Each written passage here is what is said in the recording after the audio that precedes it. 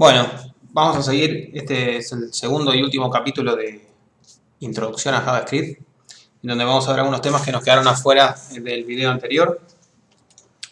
Uno de ellos es lo que llaman los operadores lógicos, que son operadores que nos sirven para evaluar lógicamente alguna condición. Habíamos visto, por ejemplo, que si teníamos una variable que es de tipo booleana. Acuérdense que las variables booleanas pueden ser verdadero o falso, o en inglés true para verdadero y false para falso.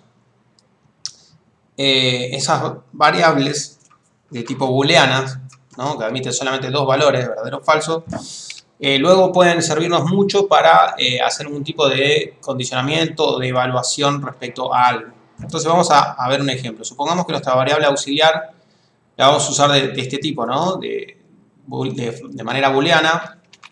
Vamos a asignar el valor verdadero. Entonces nosotros después podemos preguntar if aux es igual a true. Fíjense que acá true nosotros no la escribimos con comillas, a pesar de que parece ser un texto, porque justamente no es la palabra true como palabra, sino como condición booleana de que algo es verdadero. Tranqui si no entienden a qué me refiero con verdadero, ahora lo vamos a ver en un ejemplo. Pero importante prestar atención a eso, que la palabra true no está entre comillas, ¿ok? Y no va a tirar error esto. Entonces, nosotros acá queremos preguntar que si la variable es true, vamos a abrir acá llave, acá vamos a cerrar, y acá vamos a escribir document.write. La variable es verdadera. ¿Ok?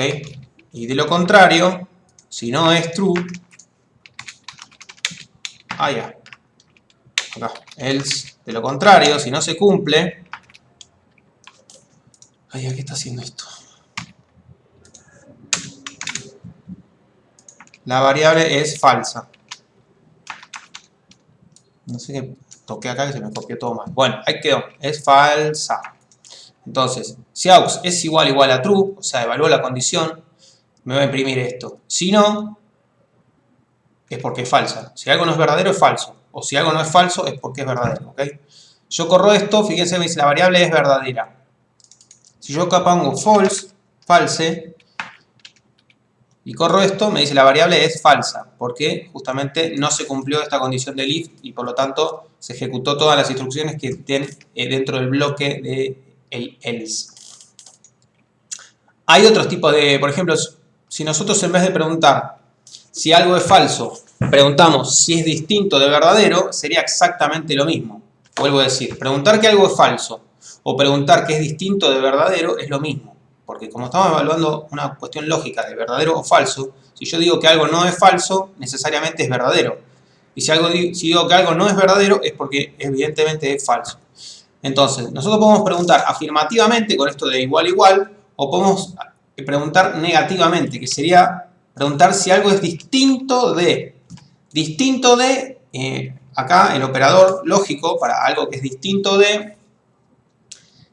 Perdón, le estoy diciendo operador lógico, pero es un operador relacional. Perdona, ahí hice una confusión. Este tipo de operador relacional, tanto el igual como el distinto, que es el signo de exclamación cerrado y el igual, sirven como contrapuestos. Entonces, si yo acá pregunto si auxiliar es distinto de verdadero, eso es verdadero, digamos. La condición es verdadera. Yo estoy diciendo que aux es distinto de verdadero. Y como aux es falso, falso es distinto de verdadero. O sea que la condición es verdadera. La condición. Es decir, que voy a entrar acá en el if. Voy acá a entrar al if. ¿Ven? Por eso se ejecutó esta parte. Porque yo le dije que aux es distinto de verdadero. Y eso es correcto. Porque aux vale false ahora. Bien. Eso por un lado. Nosotros podríamos también evaluar. Estoy pensando a ver cómo es difícil de explicar algunas cosas. A veces podemos querer evaluar más de una condición dentro de un mismo if, ¿no? Por ejemplo, que algo sea verdadero y que un número sea igual a otra cosa. Entonces, supongamos que tenemos otra variable, var aux2 es igual a 22. Nosotros podríamos acá escribir que si aux es verdadero, haga tal cosa, y acá adentro podemos poner y si además, no, espera, acá no, y acá le digo if aux2 es igual a 22, entonces haga lo siguiente, ¿no? Si aux es igual a verdadero y aux es igual a 22, entonces se va a ejecutar la instrucción esta que está aquí adentro. ¿Ok? Ahora, nosotros podríamos simplificar un poco este código diciéndole en la misma condición, poniendo las dos evaluaciones, las dos condiciones. ¿Cómo sería eso? Bueno, yo le digo que, esto lo borro, le digo que si aux es igual a true y el i condicional se escribe así con el símbolo ampersand, no sé si alguna vez lo vieron, es el que se utiliza cuando escuchamos o leemos más bien rock and roll, por ejemplo. Ampersand se llama ese símbolo, lo encuentran en el teclado arriba del 6, Shift 6, si tienen el mismo teclado que yo, por lo menos suele estar en el 6. Ese símbolo, así tiene que estar escrito dos veces, significa, lo van a encontrar también en el documento que les compartí, significa que hay una segunda condición que se tiene que cumplir. Significa y, como diciendo que se cumpla esto y que se cumpla esto otro. Por ejemplo, yo podría decir, para seguir con el ejemplo que habíamos puesto recién, que esto sea igual a 22, ¿no? Entonces yo acá estoy evaluando que si aux vale true, perdón, vale no, es igual a true, y aux2 es igual a 22, entonces voy a ingresar acá y voy a imprimir esto que está en pantalla. Bueno, acá no se cumplió, ¿por qué? Porque esto es igual a false. Vamos a ponerlo en true. ¿Ven? Y entonces ahora ingresó acá, a esta parte de acá. ¿Ok? Ahora, se tienen que cumplir las dos cosas para que entre ahí. Porque si se cumple una sola de las dos, no entra. Porque justamente la condición es que pase esto y esto. Si pasa esto y esto no, entonces no puedo ingresar a ese fragmento de código. Porque se tienen que cumplir todas las condiciones. Entonces, supongamos que el aux vale true, pero aux2 vale 23 en vez de 22. Yo ejecuto esto y efectivamente no ingresó acá porque una de las dos condiciones no se cumplió. Con que una no se cumpla, ya no entra, va al else. ¿Ok? Ahora, cuando hablamos de operadores lógicos, si está el i, también tiene que estar el o. ¿Qué significa el o? Bueno, que entre dos condiciones, yo voy a evaluar que alguna se cumpla, no todas. ¿Ok? Con el i, el ampersand, se tienen que cumplir todas las condiciones. Incluso podría poner una tercera y una cuarta. Siempre con el i tal cosa, se tienen que cumplir todas para que ingresemos a ese bloque de código. En cambio, con el o, que ahora voy a explicar cuál es el símbolo del o, que está en la documentación que les pasé, con que se cumpla una de las condiciones, supongamos yo tengo 5 condiciones, bueno, con que una de todas esas 5 se cumpla, entonces perfecto, voy a ingresar a ese bloque de código. Entonces, fíjense que así como está esto, no ingreso acá. ¿Por qué? Porque aux2 no vale 23, aunque aux sí va es true. Ahora, si en vez de i yo le digo o, y el o es con este carácter que se llama pipe en inglés, no sé en castellano cómo es, son esas dos barritas. En mi teclado está en el 1, arriba del 1 está el pipe, también se tiene que escribir así doble, y esto significa que con que se cumpla una de las dos condiciones, voy a ingresar a esta parte del código. Y esto, efectivamente, fíjense que aux vale true, pero aux2 no vale 22, vale 23. Así todo, como aux vale true, es decir, una de las tantas condiciones se cumple, este código es verdadero, o sea, es verdadero. Significa que voy a ingresar adentro de ese bloque de código. Entonces ahí vimos el operador lógico y el operador lógico o. Ya antes estábamos viendo los operadores relacionales que tenían que ver con el mayor, el menor, el distinto, el igual. Todos esos son los relacionales como está en la documentación que les pasé. Hay otro operador lógico que es el de negación. Tal vez es un poco más rebuscado, pero bueno, vamos a hacer el esfuerzo de explicarlo. La negación significa que si yo evalúo esto, fíjense, si yo evalúo esto así, ustedes me dirán, pero falta preguntar, ahí dice sí, aux, y falta decirle mayor a tal cosa, igual a tal cosa. Bueno, Si yo evalúo una variable que es de tipo booleana, como por ejemplo aux, que es true o false, aux es true, ¿verdad? Entonces, si yo pregunto por aux, me devuelve que es true. Es decir, que esa condición de per se o de por sí es verdadera. ¿Ok? En cambio, si yo dijera que aux es false, y acá pregunto por aux, cuando ejecuto esto, me dice que es falsa, no entra acá. ¿Ok? Porque evalúa el contenido. Yo le estoy preguntando, ¿cuál es el contenido de esto? ¿Es verdadero o es falso? Que es lo mismo que hacer la pregunta por igual a true o igual a false, o distinto de true o distinto de false. Es una manera más simplificada. Pero ¿por qué explico esta manera más simplificada? Porque aquí aparece otro operador lógico que es el de negación. ¿Se acuerdan que cuando habíamos visto el operador relacional para distinto era el símbolo de exclamación cerrado y el igual? Eso significa distinto. Bueno, si nosotros acá anteponemos a aux el símbolo de exclamación cerrado, solamente eso significa que estoy preguntando por lo negativo, por lo contrario. En vez de estar preguntando si aux es true, estoy preguntando si aux es false. Si aux es falso. Fíjense que acá esto se cumple como verdadero. Puede sonar un poco complejo, chicos.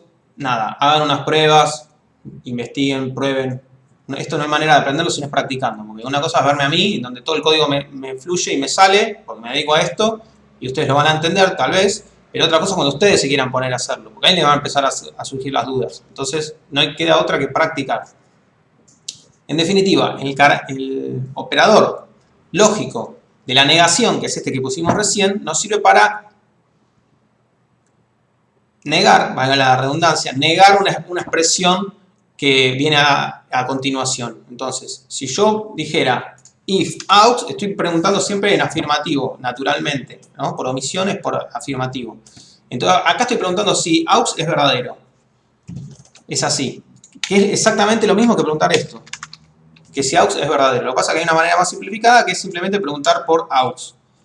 Ahora, si yo quiero preguntar por si aux es falso, o bien puedo escribirlo así, de esta manera resumida, digamos, o simplificada, o así. No, perdón.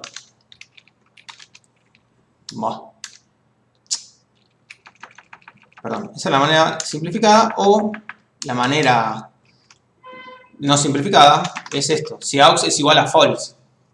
Y hay otra tercera forma que sería preguntarle si aux es distinto de true. Si aux es distinto de true, estoy preguntando si aux es false. Porque ya dijimos que como esto es booleano, si no es true, es false. No hay otra condición. O es verdadero o es falso. Entonces ahí vimos varias formas de decir lo mismo utilizando operadores relacionales, operadores lógicos, como el símbolo de exclamación cerrado. En fin, bueno, eso por un lado.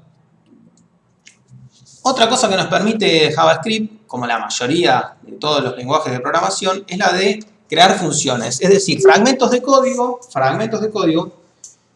que vienen a ser especies de algoritmo, como estuvimos viendo en la materia. ¿Se acuerdan que un algoritmo era una secuencia ordenada de instrucciones que le damos a la máquina para que realice algo? Y que esa secuencia ordenada tiene parámetros de entrada, un proceso en sí y una salida. Bueno, la manera más común de hacer eso es declarar una función, ¿no? Una función que llamamos con el nombre que nosotros querramos. Vamos a ponerle mi función. El nombre ese que le ponemos nosotros cumple muchas características de los nombres de las variables. Es decir, que no pueden empezar con un número ni pueden contener espacios. Pero después le pueden poner el nombre que ustedes quieran. Yo le pongo mi función y en este caso va a recibir, supongamos, dos números. Esperen que me quiero fijar acá como lo había puesto para dárselos igual. Les doy dos números, que pueden ser dos variables o dos números en sí. Podemos probar dos cosas, miren. A esto le vamos a poner num1 y le vamos a poner el 11.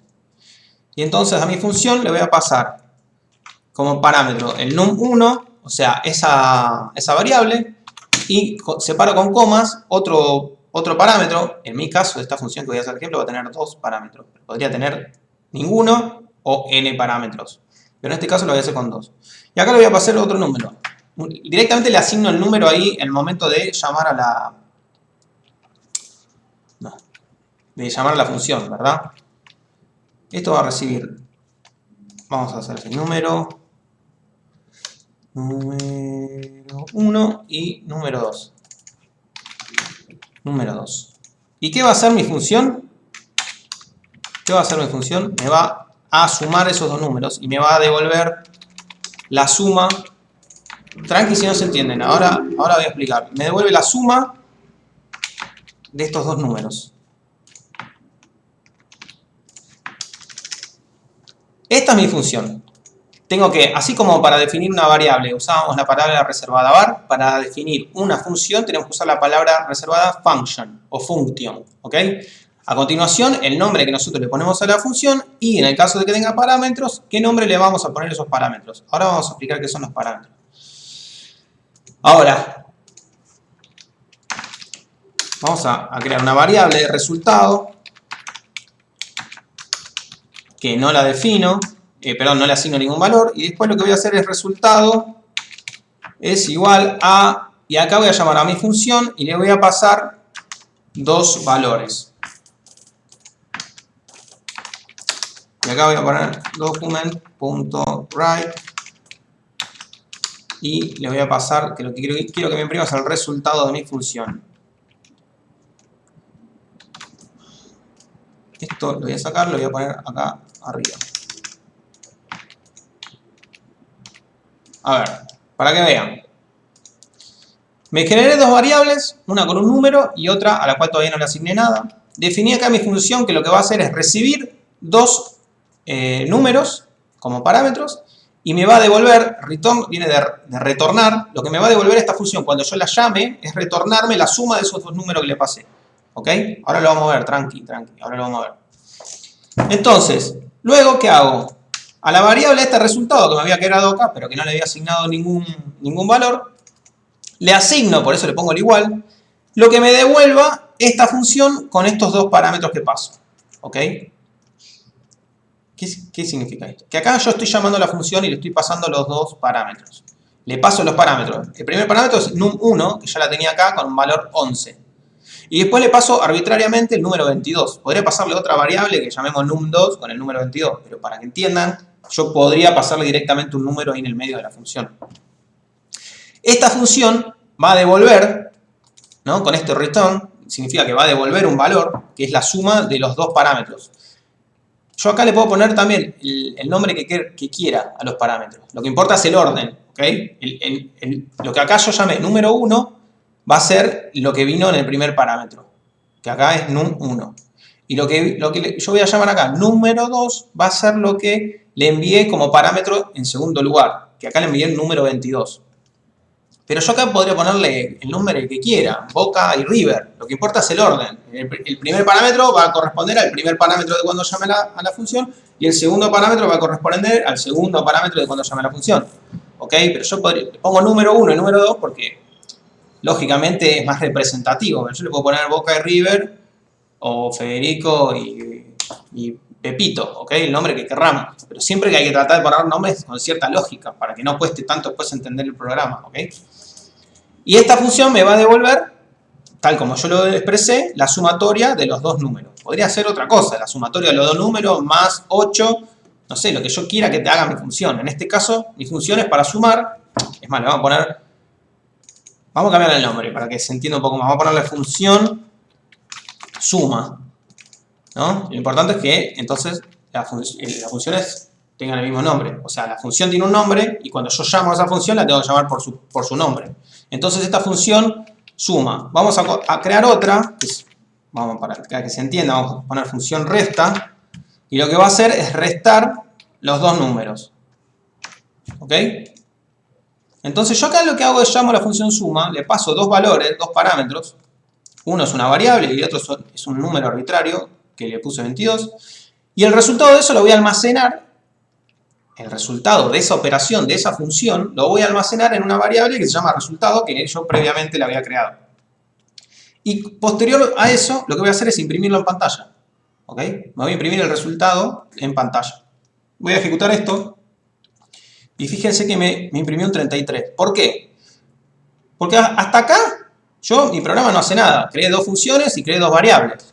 Pero Hasta que yo no llame a mi función y hasta que no imprima algo en pantalla, en el panel de la derecha naturalmente no voy a ver nada. Acá lo que hice fue pasarle el número 11 y el número 22. ¿Ok? 11 más 22. 11 más 22 da 33. Esta función me devolvió 33, que lo terminé almacenando acá en resultado. Y lo que hice después fue imprimirlo acá. ¿Ok? Yo podría ahora llamar a la función resta. Vuelvo a hacer esto, pero pongo función resta. ¿Ok? Y después me imprimo esto acá. ¿Por qué me puso el menos? 11 menos 22. Ah, bueno, porque acá el menos no me lo tomo como... no me lo tomó como un carácter, perdón, como un operador aritmético, sino como un operador no aritmético y lo concatenó. Me puso 33 y 11. Esperen, déjenme pensar un segundo.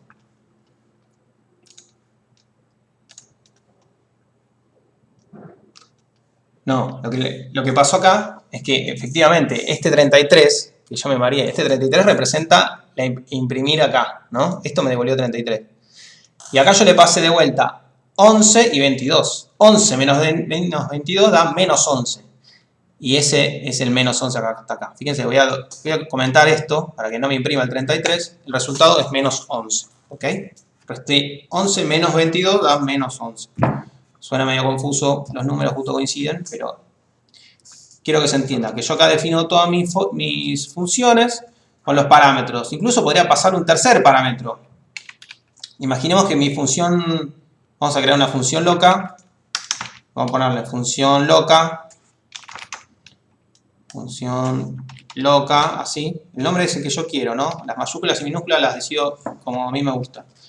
Yo le voy a pasar 3 números. Solo para hacer... Y le pongo esto para que entiendan que al parámetro le pongo el nombre que yo quiero. Y esto me va a ver número 1 menos número 2 por el tercer parámetro que se llama la. Es una función loca, solamente para ejemplificar, no hace nada. Entonces, mi función loca, le voy a pasar número 1, el número 22 y un tercer parámetro que va a ser 33. Vaya, un tercer parámetro que va a ser 33. Ah, y ya que estamos, a mi función loca, además de los 3 parámetros, la voy a dividir por 14.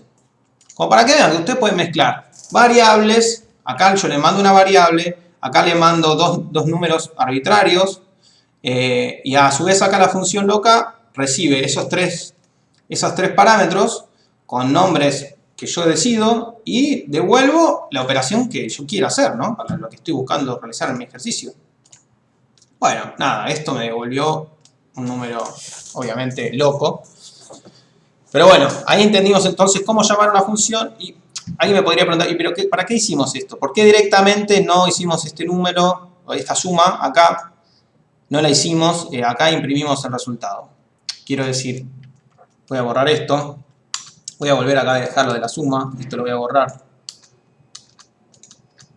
Entonces yo imprimo esto, ¿no? Me da 33. 11 más 22, 33. Alguien me podría decir, pero en vez de hacer esta función, ¿por qué directamente no evitas esto y haces acá num1 más 22? Corro esto y también me da 33. Bueno, ¿por qué hacemos esto en las funciones? Porque las funciones nos permiten que se reutilicen. Tal vez en mi programa yo reiteradas veces tengo que llamar a la función suma. O tal vez, y además por ahí mi función suma es un poco más compleja que una sola línea de return número 1 más número 2. Por ahí tengo que hacer un promedio, por ahí tengo que buscar el máximo de X valores. En fin, tal vez mi algoritmo es un poco más complejo. Y tal vez ese algoritmo lo necesito en varias partes de mi programa. Entonces, en vez de escribir en cada parte que necesito todo mi algoritmo, toda mi fórmula, llamo a mi función que ya la tengo escrita, la llamo las cantidades de veces que la necesite. ¿Ok? Eso me permite, por ejemplo, que si en algún momento mi fórmula cambia, suponete que yo estoy, no sé, imaginemos que mi función calcula el ranking para los jugadores de tenis, ¿no? Para saber quién es el número 1. Es una fórmula muy compleja que evalúa un montón de cosas, partido jugado, ganado, torneo X, no sé, Mi fórmula es re difícil. ¿Okay? Entonces, en mi programa, en reiteradas ocasiones, puede pasar que yo necesite llamar esa fórmula para obtener el resultado. Tenerla hecha una función me permite que escriba la fórmula en una sola vez y después simplemente llame a esa fórmula las veces que necesito. Eso es un beneficio.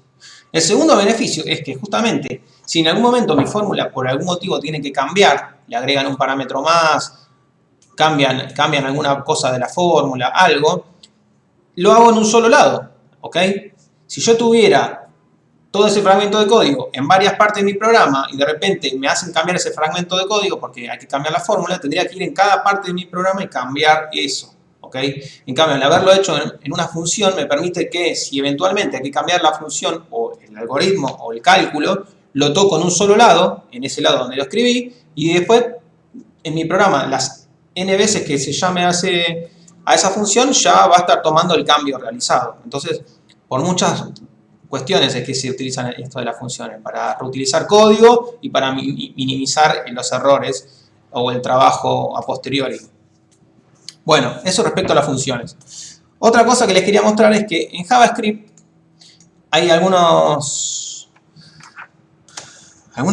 son funciones, digamos, pero que ya están propias de JavaScript, que uno no las tiene que escribir. Una de ellas es alert, ¿no? Yo escribo alert y acá le paso entre comillas un texto cualquiera, ¿no? Si yo corro esto, lo ejecuto, me aparece un mensaje aquí que dice un texto cualquiera, ¿ok?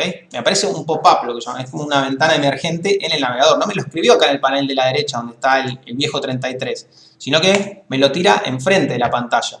¿Por qué? Porque eso lo hice con el alert, usando JavaScript. Cuando yo escribía document write, le estaba pasando HTML al navegador y el navegador me lo mostraba en ese panel de la derecha. Pero ahora estoy imprimiendo usando JavaScript, no usando HTML. Eso nos permite este tipo de ventanas emergentes. Bien, y acá yo podría, al alert le podría pasar un 1, qué sé yo, cualquier cosa, una variable, ¿verdad? Fíjense, me imprimió acá el 11, ¿no? O le podría pasar en un 1 más 22 y me va a imprimir 33, el resultado de eso que le estoy pasando. O le podría poner en un 1 más un texto. ¿Ven? 11 más 11, un texto, me lo concatenó, porque una de las dos variables que le pasé es un texto, entonces me la concatena. Eso por un lado. Otra función propia nativa de JavaScript es el prompt, que me permite consultarle al usuario algo para que ingrese por teclado. Se escribe así, prompt, recibe dos parámetros.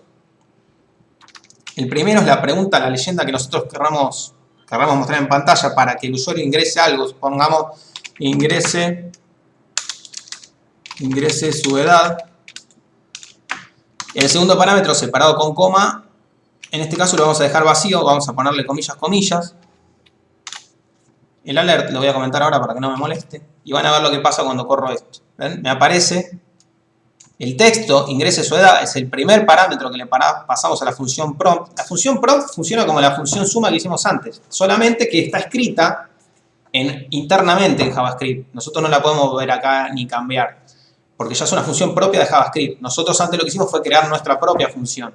Acá prompt o el alert que vimos recién ya son funciones propias de JavaScript que ya están escritas en algún lado y nosotros no tenemos acceso a ellas, sino que solamente las utilizamos, las invocamos. Bien, entonces nos aparece ingrese su edad y acá podemos poner nosotros un texto cualquiera y aceptamos. Bien, ¿para qué es este segundo parámetro que nosotros ahora lo pasamos vacío? Es para poner un texto por default, digamos, para que aparezca ya ahí. En este caso no tenía sentido, pero a los fines prácticos, fíjense que ven, la lala me apareció, es como un texto por omisión. Es un texto que aparece ahí que después uno lo puede cambiar. Pero bueno, si uno quiere que aparezca un texto, ya lo pone ahí. A veces se usa para que ingrese su fecha de nacimiento. Y acá le pasamos, por ejemplo, lo que se suele usar es día a día, barra mes, allá, mes, barra año, ¿no? Como que le mostramos cuál es el formato en el que queremos que la persona lo ingrese. Por ejemplo, 12 de 10 de 1980, qué sé yo, ¿ok? podría llegar a ser un uso. Pero lo más sencillo es dejarlo así vacío hecho. Ahora, eso que ingresó el usuario, ¿no? Supongamos la edad. Vamos a volver a poner su edad.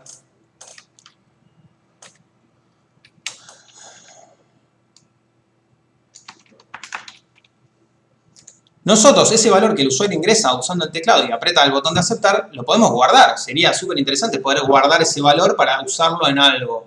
Entonces, lo que podemos hacer es resultado, usarlo acá para almacenar lo que el usuario ingresó a través de haber llamado a esta función prompt. Y nosotros, lógicamente, después podemos, para los fines del ejercicio de entender, imprimirlo en pantalla. Document, o con el alert también. Bueno, document.write resultado. ¿Ok? Miren, yo ejecuto esto. Primero me pregunta la edad. Yo pongo 40. Pongo 40. Y fíjense que ahora me apareció acá 40. ¿Por qué? Porque el 40 se guardó en resultado. Y después lo que le estoy diciendo acá es imprimir en pantalla esa variable llamada resultado que contiene 40. ¿Ok? Y así todo. Nosotros podríamos acá volver a tener nuevamente. Entonces, fíjense, le pongo run, ingreso su edad, no sé, pongo 20. Después me vuelve a preguntar, ingreso su edad nuevamente, pongo 40. Y fíjense que entonces me imprimió, la primera vez pasó por acá, yo le había puesto 20, me imprimió 20. Y después me volvió a preguntar, le puse 40 y me imprimió 40. O sea, yo puedo hacer esto todas las veces que quiera. Depende de la que yo estoy buscando con mi programa. Bueno, y la última función propia de JavaScript, que también es muy útil, y que quiero que ustedes la sepan, es la que se llama, voy a borrar esto, o la voy a dejar acá comentado, esta sí la voy a borrar, es la que se llama confirm, que, como su nombre indica en inglés, nos sirve para hacer una pregunta al usuario. Es una pregunta simple, de verdadero o falso, de sí o no. Por ejemplo, ¿es usted un hombre? Acuérdense que usar comilla doble o comilla simple es lo mismo. Yo acá hago una pregunta y eso que pregunto lo voy a guardar en el resultado de lo que pregunto, lo voy a guardar acá en resultado y después lo voy a imprimir. Fíjense, me pregunta, ¿es usted un hombre? Y dos botones, aceptar o cancelar. Si yo pongo cancelar, lo que voy a estar almacenando el resultado es false, o sea que fue falso. Mi pregunta dio un resultado falso. Y ven que me imprimió acá false. Voy a volver a ejecutarlo y en vez de poner cancelar voy a poner aceptar y van a ver que ahora me imprimió true. O sea, el botón de aceptar me devuelve un true y el botón cancelar me devuelve un false. Y yo después con eso podría, para que vean, para que podamos relacionar todos los conceptos en los que estuvimos trabajando, yo podría decir if resultado es igual a true, entonces, ¿qué hago? A un document.write y acá le digo sí, es un hombre. O si no, else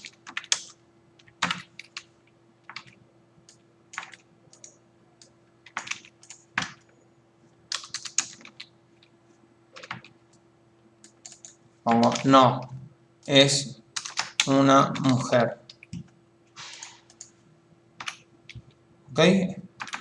Entonces, en función de lo que me devuelve la pregunta, luego lo evalúo y escribo un mensaje en función de eso. ¿Es usted un hombre? Si yo pongo que acepto esa pregunta, o sea, como que la afirmo que sí, es un hombre. Fíjense, si lo vuelvo a poner y pongo cancelar, no, es una mujer. Y entonces, esto nos permite, son algunas funciones un poco tontas, pero que nos sirven para empezar a interactuar con el usuario. Primero para que ingrese un valor, recién estamos viendo para que conteste una pregunta por verdadero o falso, por aceptar o cancelar. Se pueden hacer cosas más complejas. Obviamente que diga aceptar o cancelar no es muy lógico para una pregunta de si usted es un hombre, ¿no? Tendría que ser sí y no los botones. Eso se puede llegar a cambiar, pero ya requiere un poco de código más elaborado y escapa a lo que estamos viendo acá. acá lo que me interesaba era poder hacer algo sencillo. Entonces vimos cómo poner un alert para imprimir en pantalla usando JavaScript.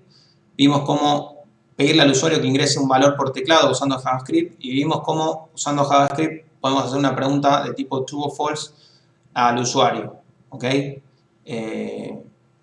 Además de verlo el tema de las funciones y el uso de los operadores lógicos que vimos al principio de este video. Así que con esto cierro el tema JavaScript con estos dos videos que hicimos. Tienen una muy buena introducción para empezar a hacer pequeños ejercicios o pequeñas pruebas. Primero que los introduce en el tema de la programación, porque la mayoría de las cosas que vimos en este curso, a pesar de que estamos usando el código JavaScript, es elemental para cualquier lenguaje de programación que estemos usando. O sea, la verdad que no vimos nada muy particular de JavaScript, sino que vimos cosas elementales y que se utilizan en otros lenguajes de programación también, o sea que esto les sirve básicamente para todo el lenguaje de programación. Pero bueno, en este caso estamos usando una plataforma que trabaja sobre JavaScript y aprendimos algunas cosas particulares, pero la mayoría fueron generales de la programación. Así que bueno, solo queda practicar y ser creativos con los ejemplos, ¿no? Cuanto ustedes más creativos sean y más complejos le hagan los ejercicios, más van a entender y más cosas más copadas van a poder hacer que una función para sumar dos números, ¿no? Que es una función muy estúpida. Entonces pueden hacer cosas mucho más elaboradas, siempre y cuando practiquen y sean creativos en su práctica.